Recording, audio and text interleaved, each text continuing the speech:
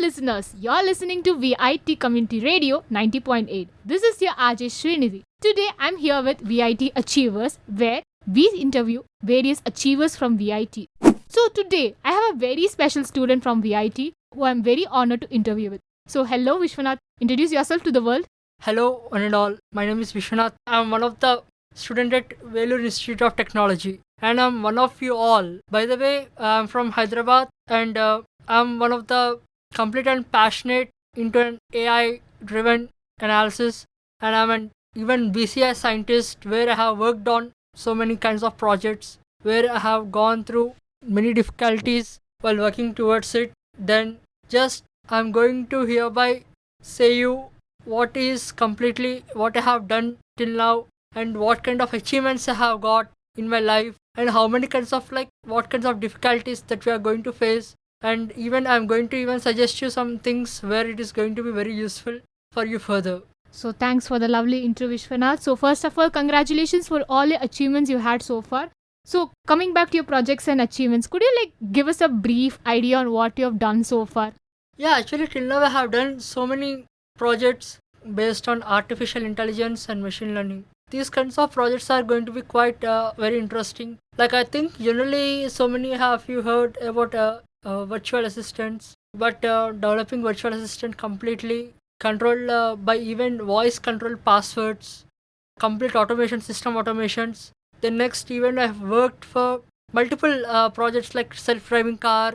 Even I worked on the next predictive analysis, which is right now trending across the world, especially in mechanical companies or automation companies. For example, we can take Tesla, we can take even Google company for server prediction analysis. This is going to be one of the biggest project they have hand over to one of the MNC. It is nothing but Dover Incorporations Limited. So that's lovely, Vishwanath. We have you have spoken so much about AI and machine learning, which is in the boon of the current world. I guess most of everyone is pretty much fascinated about AI and ML technologies.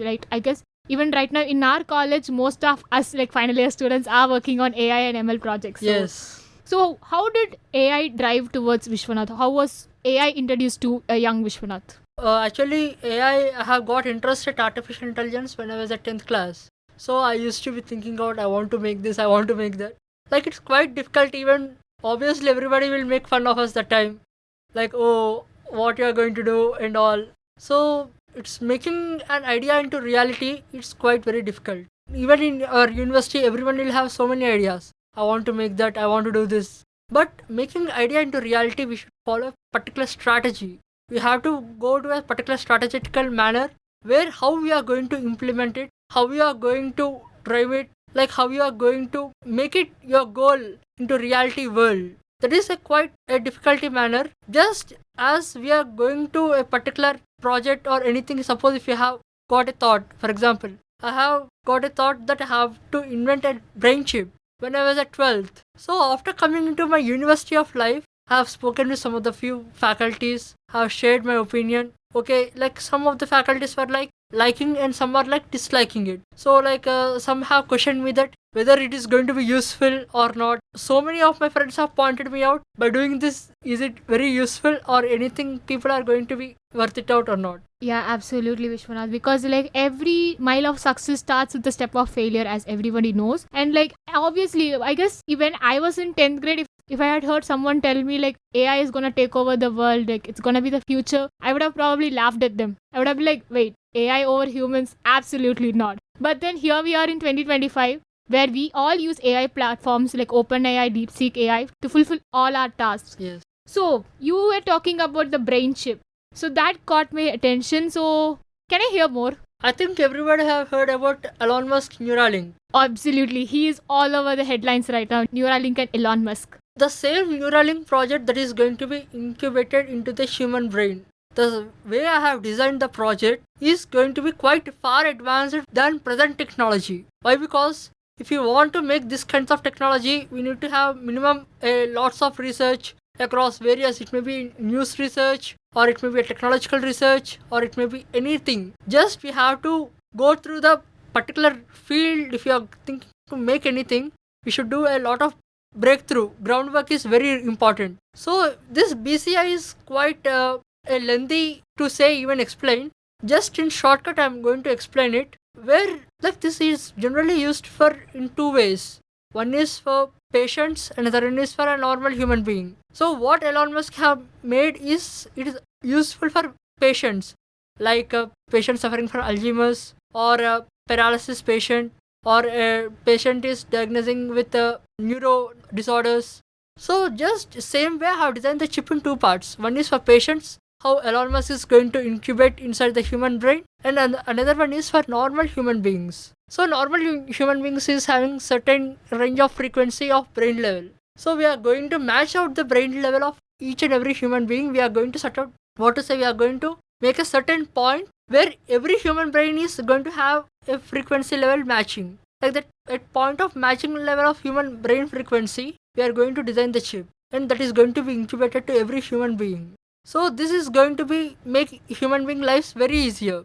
Like suppose if you are, what are you thinking? Teleport communication directly, brain to brain. What are you thinking? No need to call a person and say that, yeah, this is happening today, day by day. No, just you can transfer via memory transfer. Even it is going to even increase human brain capacity 10x times more than ordinary human being. It's going to really make a human being to superhuman. I mean, that's so fascinating to hear, Vishwanath. I really hope one day I'll be probably using that brain chip. I mean, it's possible, right? Yeah, actually, to say it's really very important to be updated at latest technologies. Like as if you are using that brain chip. Yeah, generally not now. Maybe after 30 or 40 years, everyone may start using it. Why? Because it is the latest technology that everyone are focusing right now.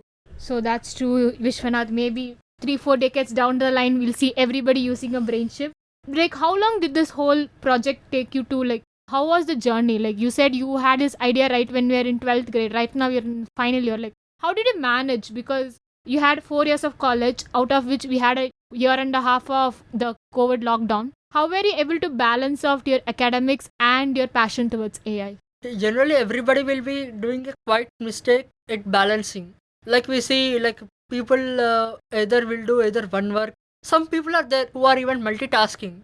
But while coming towards this kind of research field areas, we should have lots of time. Like we should give complete time to research rather than studies while working on this project. I used to wake up whole night. Literally, my friends or my parents, even my parents used to be like, "You are going to spoil your health." But no, I have confidence that I can do it. I am not going to spoil my health. I am going to balance out the things. Just balancing made me do this thing. Really, research have taken me 2.5 years of time. After research, formulating it, developing it, everything it have taken me 1 year. Overall, 3.5 years have taken me to build this project. That's such a long time, and I even appreciate your dedication towards it, because there are like so many people out here who think of an idea, ideate the idea, but when you're about to execute it, they just, stop midway. They just think that they're unable to progress because of some or the other factor. Like, because people like us, our most important factor in where we lose things is we are unable to balance things. We don't have that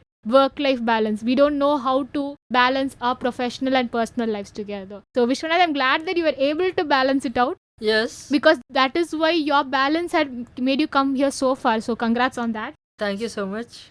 So as we were talking, Vishwanath, like there would have been times where you had to face certain forms of failure. Like you may have your research might have not gone the way you planned, or you might have faced some really bad criticism. Criticism are usually meant to be constructive, but there might be times which would have pushed your morale down. How do you handle those phases? Just I believe in myself first of all. Generally, self-confidence and self-belief is very important. If you are doing anything, if you are doing either a job or if you are doing either a project or if you are doing anything, first of all, we will believe ourselves. Just I believe in myself. Okay, whatever the people that speak, whatever you want, you speak. I do my own work. I don't care what you are saying to me. Just I follow up my own words. I just follow my own heart and my own brain. What it is saying, I believe. I went forward. That's a lovely message, Vishwanath. So for you listeners, here's your message. Have all your self-confidence. Believe in yourself. Just follow your heart and brain. You're gonna fly over a huge life. So coming back, Vishwanath, apart from your interest towards AI, what are other fields you like are passionate about? Like you have must have had an extracurricular. Did you have? Yeah, actually, I like cricket. Then next, even I used to even play football in sports. Like I'm really once upon a time, even a good artist too. Oh, that's lovely. Even I have learned art until certain age. I used to do good drawings and paintings. Later on, I have changed it completely my passion into a technology. So now the once artistic guy is totally into technology. Can I take it that way? Yes. Okay. So do you even miss that phase where you had like you were into sports, into art? Do the technological interest based Vishwanath misses the young Vishwanath who was into art and sports? Actually, yes, obviously we miss our childhood life, like what we have done and everything, like our passions, our interests and everything. But once one interest, the technology, make us more passionate, more drive into it that what is happening. We want to feel like more to know more about it. As why? Because we are seeing generally, if you see outside the market, so even companies are seeking out more technology, like who are advanced, like not like present Java or Python or full stack. Nowadays, if you see even just with a prompt, you can build whole app. Like that technology is developing day by day. Just I believe I may lose out my passion, I may lose out sports or artist, everything. But just I feel today happy that at least I'm able to develop a new things which doesn't exist in the world. That's so true. Like you must be super proud of yourself because like you have transformed into a different whole new personality because Yes. the young Vishwanath was someone who's into art, who was creating First his of all, own I'm a world. very childish guy that time, really. It's okay. I mean, all of us have their inner child Yes. alive. I mean, you can never miss out that inner young kid, right? Yes. Keep your inner child always alive while you drive towards a new world. So, Vishwanath, you were talking about so many projects and everything. I just want to know a number. Approximately how many projects you would have done in approx? Approximately, officially it is 58, unofficially 150. At a span of At span of 2 years. how do you plan your work? Do you plan one project at a time or like multiple at a time? Because 150 plus projects in a span of 2 years sounds impossible to me. Actually, it's completely depends on the work that we are going to do. Generally, everybody follows hard work. But in this present era of the generation, hard work doesn't pay off. We have to do smart work. Oh. Smart works pay off every time. That's what multitasking is very, very important in this present generation. Like you should be capable of managing all the things at a time. Suppose, for example, I'm going to say if there is a capstone project, for example, like simultaneously there will be academic project. So we have to manage both things. How it is possible is just we are going to divide our brain into two. One completely we have to give to that part, another one you have to give completely to this part. I guess you must be pretty good at multitasking. That's why you were able to succeed so good. So, how is the progress on your current project that's on, like about the brain chip? So, what's the current progress? If you can give it as a small hint. It's under what to say. Exactly, I can't reveal officially anything. Virtually, it has been tested and passed all the cases and have got approvals from everywhere. Second is like just it's a hint that I'm going to make it try to reality. Really, best wishes on that on behalf of VIT Community Radio. Probably one day after you successfully implement in reality, we would have another talk as well. Yeah, sure, definitely. How do you get interest into research domain? Like I see people working on projects. They complete the project and they just leave it off. They just complete the projects and end of story. How do you work on, publishing the whole project? What's the process? Can you talk me through it? Generally, if you are having an idea and if you are implementing the project, it may be an academia project or a personal project, like you are going into it. Before doing any kind of project, people will be like nowadays using LLMs. Most of us. Generally, if you don't have time, obviously I'm also dependent sometimes on LLMs. But what I'm saying is, completely depending on LLMs will really destroy. People are thinking it is really a smart work. It is not really a smart work. Okay, so sorry to interrupt. Could you brief our listeners about what LLM is? Large language model, which is nothing but ChatGPT or Gemini Okay. or DeepSeek AI. Okay, you just revealed the secret of pretty much all the students who use AI platforms. Say not to use them. I'm not saying them not to use them. Use it when it is necessary. See, suppose generally for report generation, if you are using an LLM, it is going to be very useful. But for research, if you are going to use LLM, that is really going to be a tough situation for everyone. Suppose if you are going to a place where if a person is asking you a question about what others are going to answer, I am asking the question now. Yeah, that's true. Like you just do your own research, only then you will be able to Answer anything. Not only what other people are going to ask. First of all, if you are going to ask your own question, what I'm going to do, what I'm going to get benefit from this, really even you also don't have any kind of answer. You'll be like just blah blah blah, some kind of answer for others, but own question, really you are also not going to any kind of answer. So can I take it as a way of being true to yourself when you're doing it? Yes. When you're into research? It's not only on research. Any field or anything what you're going to do, just true to yourself first. If you're being true to yourself, obviously everything is going to be normalized. I wanted to ask this particular question, like how did an idea of brain chip particularly interest you? Like they had like so many other fields where you can work on. Why particularly this? Why? Because this is the field where still companies or hospitals or researchers are still working on. The formulation that I have developed for this chip is quite complex, where I have used different technologies.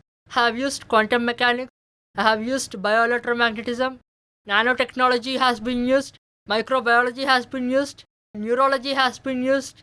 It's an incubation of different various fields, where formulated to a single component, that is brain chip. It's a silicon chip of 4 mm. I think you know density of hair. Even the chip is going to have lesser than the hair density, where it is going to be connected to the chip for signal transmission and signal generation. That sounds too amazing to hear. So, like, we were constantly talking about how you're balancing out on everything. So, apart from balancing out on your priorities, any other tips you would give to fellow students like us? I'm going to just suggest some things that try to be practical in every manner. Why? Because nowadays everyone are like, when time comes, let's see. Like laziness is dominating everyone. I feel like if you are getting any kind of a thought or if any kind of idea, just try to implement immediately. Why I'm saying is, as people are thinking of, okay, I can do when time comes, it doesn't happen. Time never comes or time never waits for us. We have to move with time. What is the ideology? What is the methodology that you are going to have? At least base part is implemented. You can build pillar. Without creating any base, you can't build pillar. Suppose if you are building a house, obviously base is required. If base is not there, how can you stand up a pillar?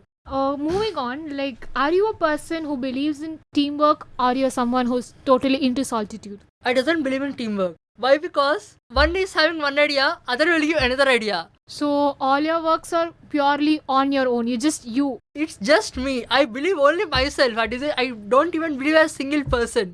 I think you heard of Facebook, Mark Zuckerberg. Yeah. He and his friend have started Meta, like Facebook. At particular, I don't know exactly date. I guess it's 1990 something era. Yeah, like when he was in Harvard University. Yeah. If you are planning to do a teamwork spirituality, you should be it one word. You should never lose that word. If you are having one idea, even your partner should have the same idea. That if you're having one idea, if your partner is like, okay, let's do it later. Yeah, that's true. So your message is, if you're gonna go on a teamwork, you better have the same idea together. Even beyond same words. Doesn't shift the words immediately. If it is not even working properly, try to make it work out. Nobody, for me also, things doesn't work out every time. Just we have to make it things work out. As long as you just stick together. Yeah, that's it. So Vishwanath, we've been talking for so long about so many things about AI, about your interest towards AI, your research work towards AI, how you're passionate,